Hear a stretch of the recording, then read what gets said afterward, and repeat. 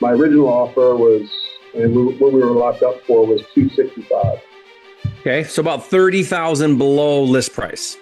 So you did a renegotiation from 265 to 190, and the seller accepted that. Yeah, that's the holy grail. When the agents start calling you with deals, that's when you know you've done this right.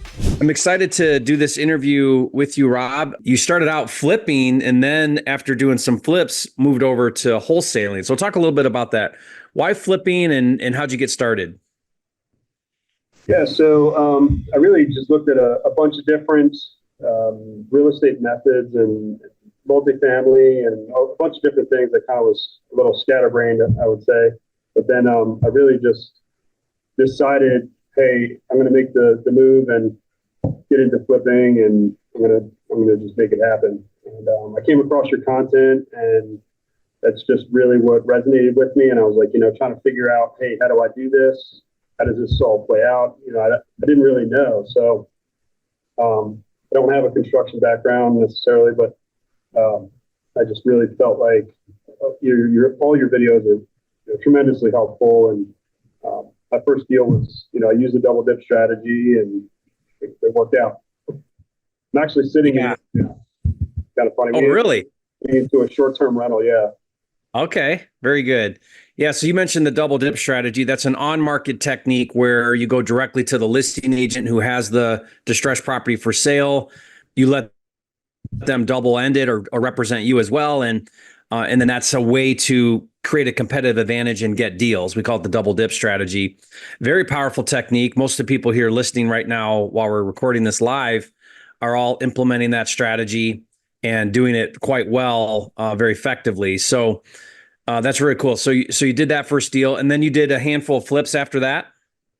I did. Yep. Okay. The next deal was just basically inadvertently driving for dollars. I just kind of passed it, and they had a sign out front and coming soon, and I texted the lady and ended up buying it. And that was an off-market deal, just completely by accident. Mm-hmm. Right place at the right time. That's it, man. Uh-huh. Now, why wholesaling? You're doing some flips. Most people do it the other way. They start out wholesaling and then they start doing flips. You kind of did it a little backwards. Not that there's anything wrong with that way, but you did some flips. What got you enticed about wholesaling? Like, why wholesaling? I really just like the investment in flipping is just, it can be kind of intense. I don't have to tell you, but the first couple of flips were pretty heavy flips. So they took a long time, to really get done and get accomplished, get everything knocked out and all that stuff. But I just really like the idea that I can mix wholesaling with the flipping as well. And I think that's really the strategy that I'm going to use moving forward, is really just kind of gear up and try to ramp up the wholesaling end of it, and then mix in a few flips with it as well.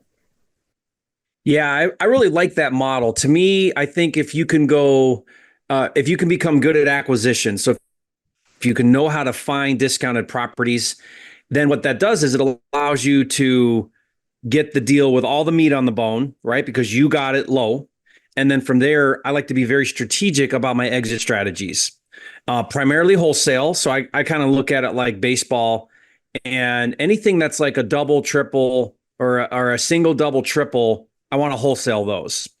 Get in, get out, make as much as I can, pass the deal off to somebody else, make a fee, transact, get the money, keep the cash flow coming in. To me, I call that my pay bills money, right? It pays the overhead, pays my team, pays my cost, pays my standard of living. I try to create that revenue from wholesaling, but then I want to have some projects going on. I want to have something big in the background. It better be big though. If I'm going to take it on and get the capital and pick up this project, then it better be defined as a home run. Everyone defines a home run differently. I certainly have changed what I define a home run over time. And as you progress, hopefully the home runs need to be bigger and bigger.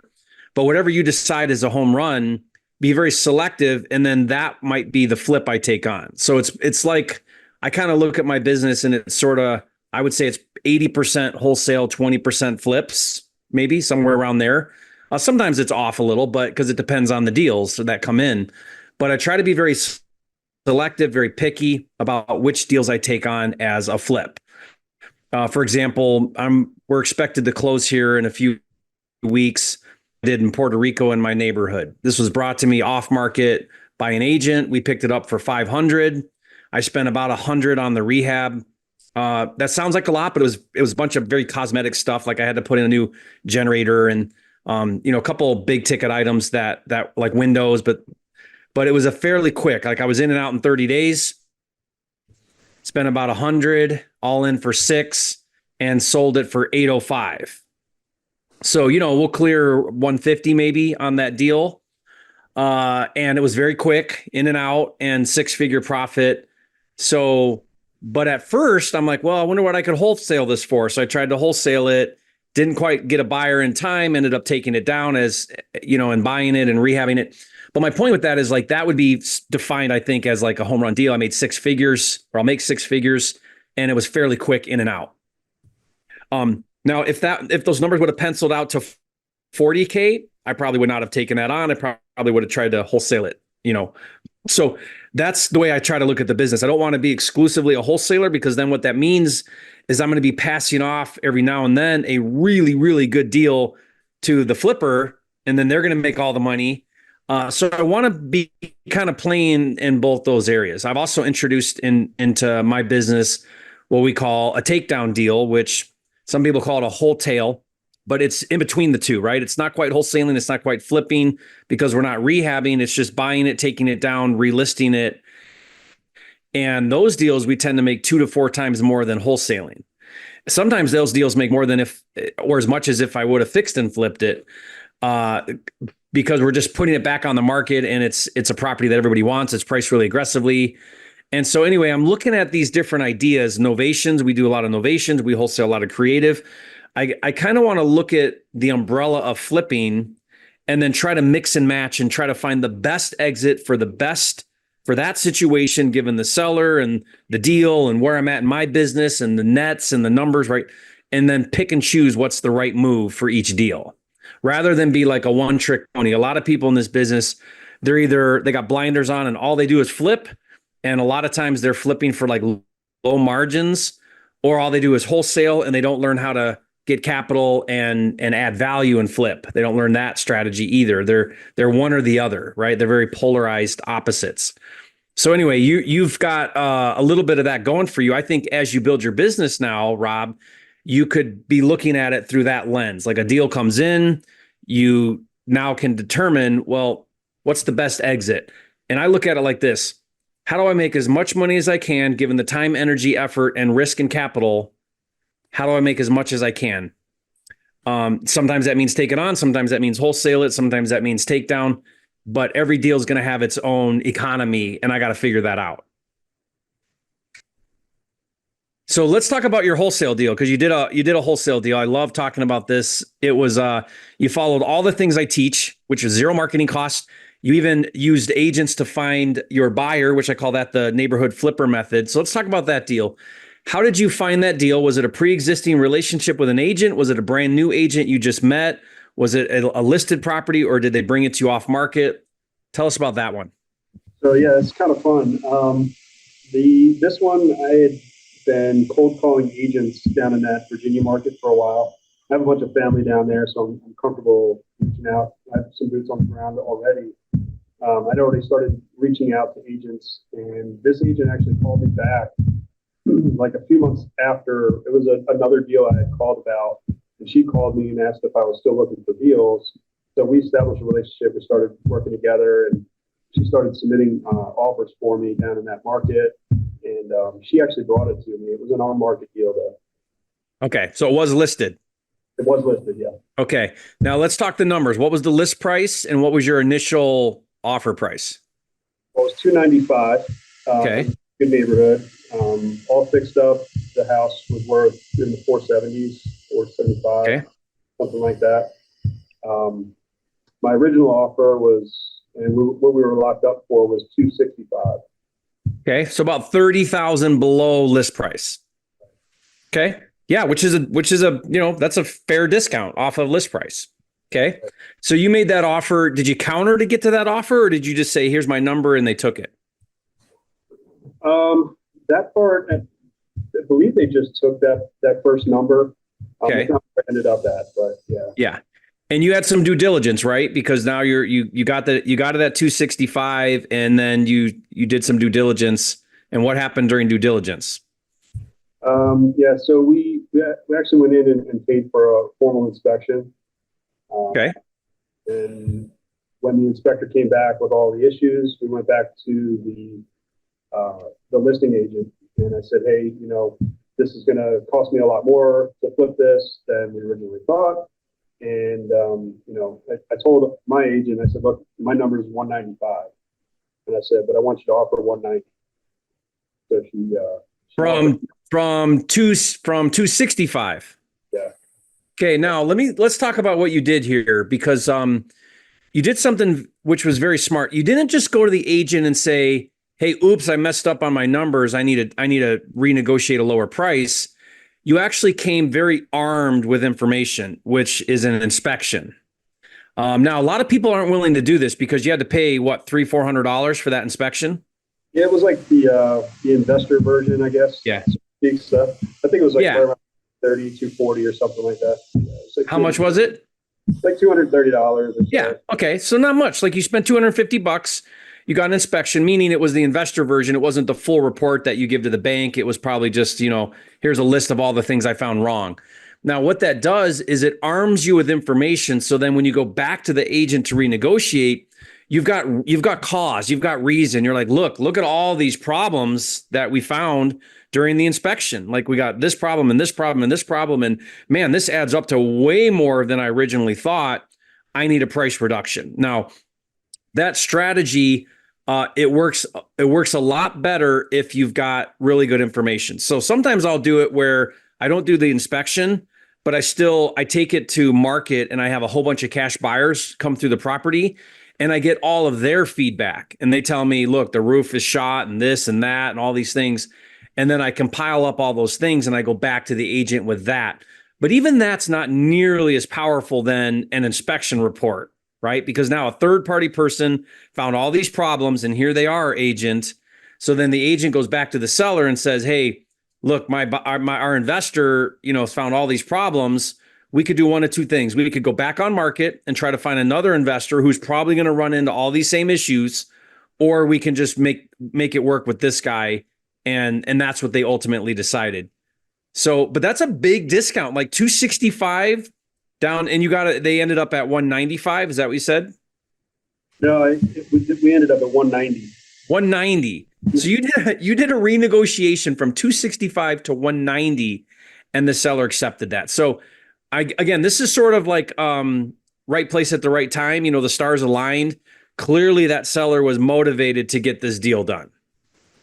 Because they could have risked, canceling your contract, going back on market and dealing with new buyers, lower the price and find a new buyer that probably would have paid more, I'm guessing. But instead they just wanted to get it done and work with you. Yeah.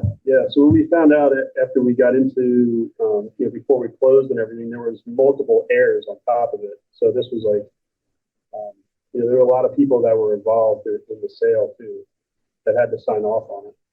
Oh, heirs, meaning owners on title. Yeah. Like it had been left to multiple heirs in a particular family. Yeah. And if you think about it, a multiple heir situation is actually a huge benefit to you, because think about it. Let's say that, what is that? Your total discount came to 75,000, right? So let's do the math here.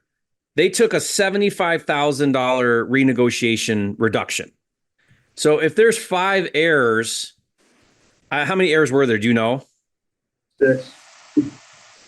Okay. So 75,000 divided by 6 people is $12,000, 12,500. So each one basically said, hey, I'll make 12,000 less on my cut to do this reduction. And so when you think about it that way, it's not so much $75,000, it's more like 12,500 as far as each of the heirs is concerned. See what I mean? So it ends up being like not as much of a sting as it seems like to take a big discount. Yeah. Okay. So they took the 190 and agreed to that. You redid the contract. Now, at that point, you still didn't have a buyer, right? You had no buyer in mind. You just knew that 190 was what should be a good deal. Right. And I was originally looking at it to flip it. Yeah. But then, so I verified that evening with my agent, and I said, all right, we're locked in at 190, right? We're ratified at 190. She said, yeah. And I said, okay. Well, the very next morning, I employed one of your other strategies, and I went back on to Redfin and looked around for other flips in that same neighborhood. Yeah, so this is a really cool strategy. But you were thinking, hey, I'll buy it at 190. And what were you thinking repairs were? Because you got your head around that now. Yeah, it was going to be north of 100. It was probably going to be about 120, 125. Okay, so pretty good rehab, pretty good size rehab. Yeah, and then you're up in the fours on your ARV, right?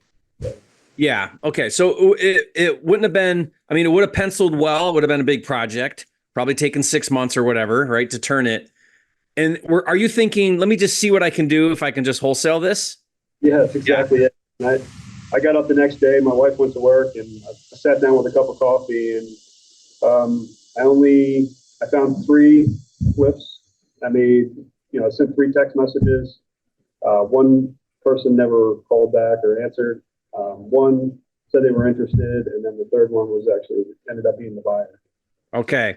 So here's what he's doing, guys. You guys that are listening to this, what Rob did is he went on to Redfin. He looked at his neighborhood, so proximity to his deal, and he said, "Who are flippers? Where are some flips that are going on?"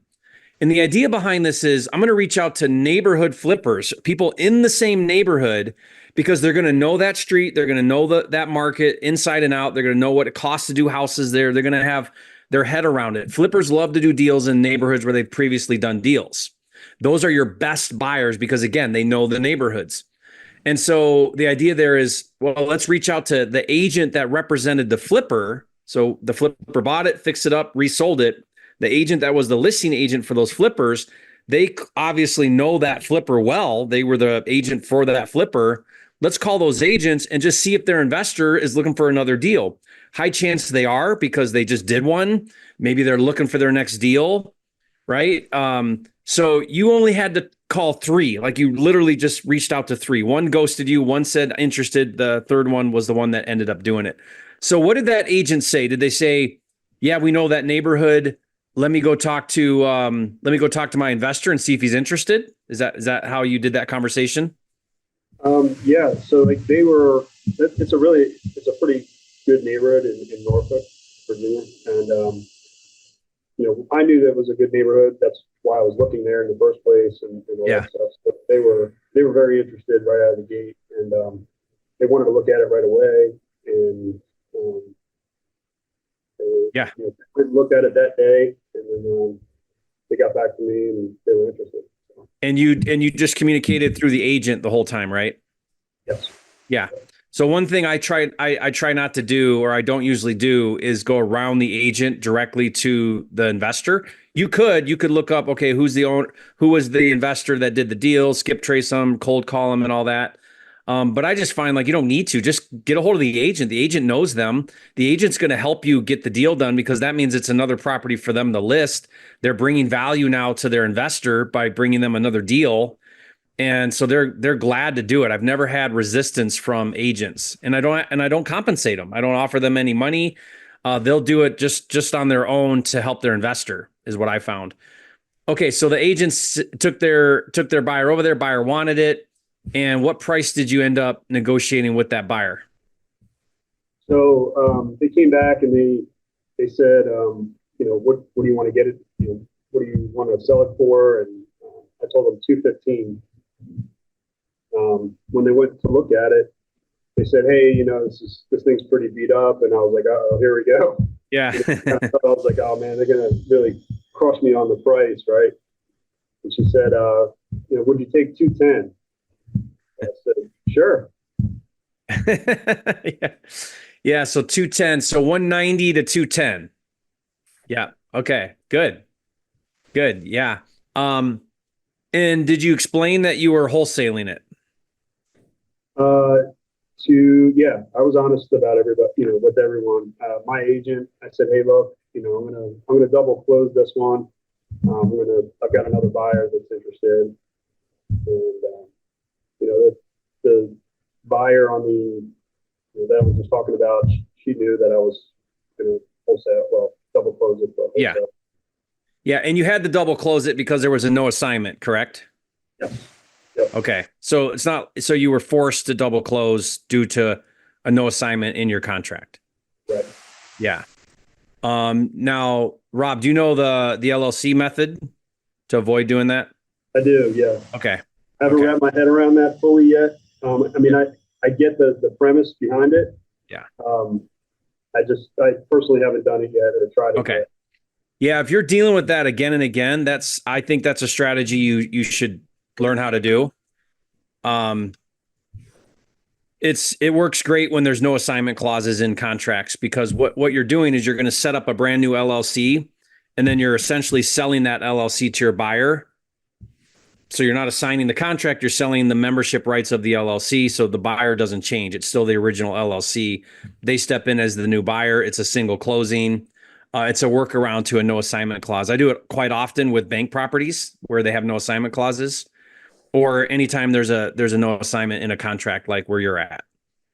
So that would save you on double closings and transactional funding on your deals. So if you're going to keep doing that, that's something that you should check out. By the way, I've got all the paperwork, everything to do it. If you go to llcflipperkit.com, you can download that and have everything you need for that.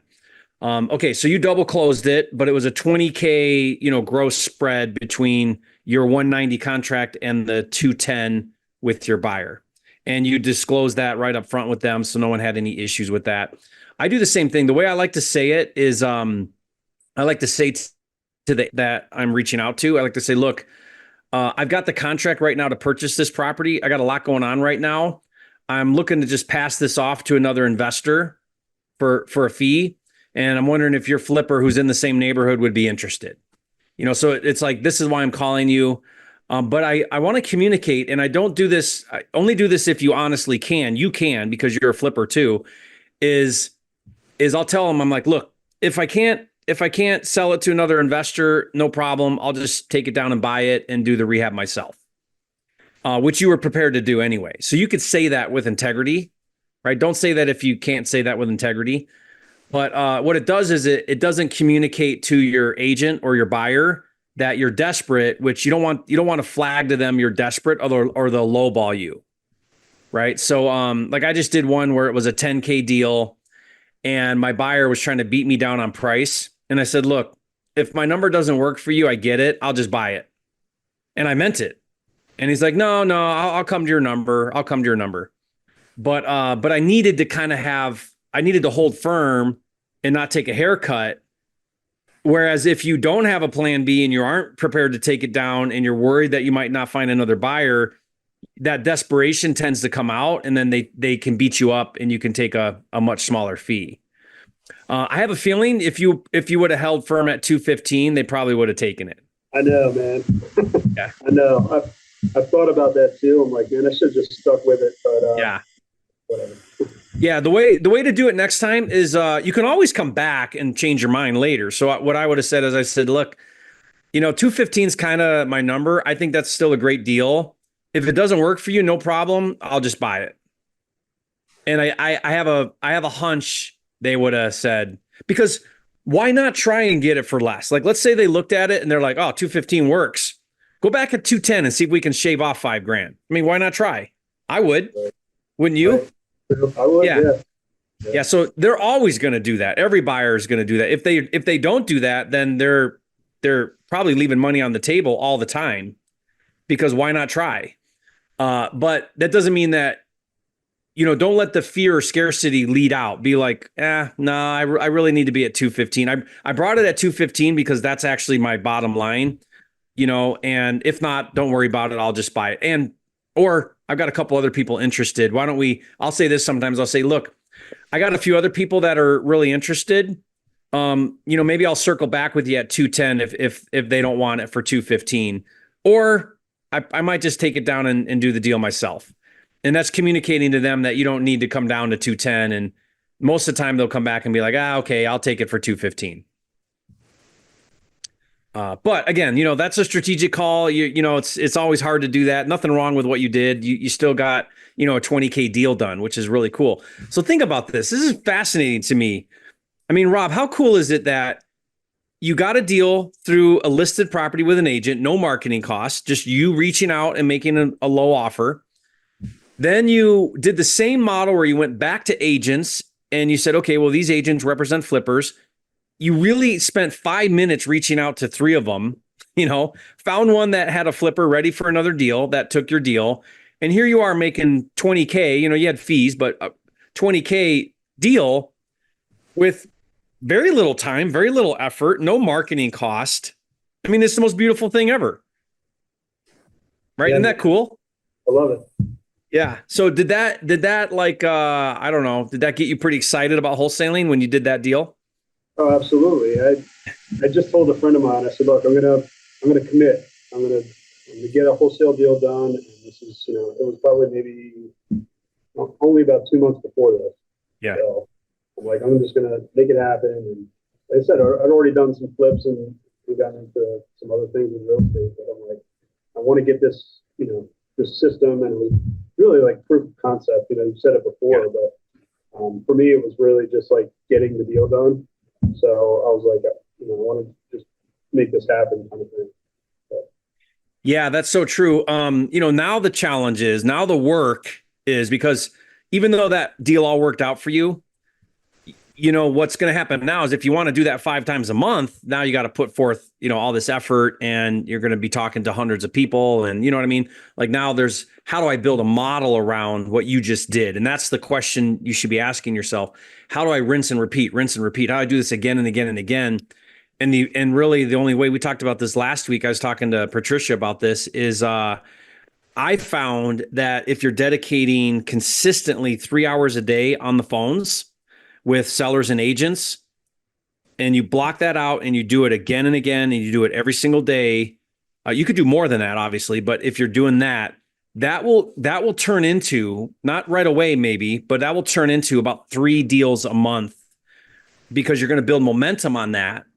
And that momentum is going to start to pay off big time, because now an agent you talked to 3 months ago calls you up with a deal, right? So you're laying the groundwork with that consistent effort. And it seems to me, all the time I've been doing this and people I've been helping do this, is 3 hours a day is about that minimum requirement to do that 3 to maybe 5 deals a month, with really no team, not a ton of support, not big overhead, and on market, right? About that 3 to 5 deals a month. Now, to scale that even bigger, you're going to have to go off market. Typically, you're going to have to get a team, acquisitions people, maybe cold callers, and you're going to have to build out a business. And that's how you transition from going from 3 to 5 to maybe 10, or still doing 3 to 5, but now you go off market and you go for the deep buys where you're making like big spreads on deals, because you're going direct to seller with high motivation, right? Like PPC and other strategies. So, but that's kind of where you need to go next, is like, okay, well, how do I commit to having these high level quality conversations over and over again, putting offers in front of sellers and agents, so that I have enough lead flow and enough pipeline to now do deals again and again every month. Awesome. Well, good job. That's really awesome, Rob. You're a flipping genius. Guys, leave a comment and say, Rob, you're a flipping genius. Rob, what would be maybe a big lesson that you learned that you could share with everybody listening? So I think, really just trust the process. I think just all the strategies that you put out there really work. And, I know that those strategies and all the things that you're putting out there is really giving me the confidence to go out there and make those phone calls and say, hey, look, I know what my numbers are. I know what we have to do. Certain scenarios I can, kind of adjust on the fly and say, okay, well, we can do this or we can do that. And maybe, put creative offers in front of people.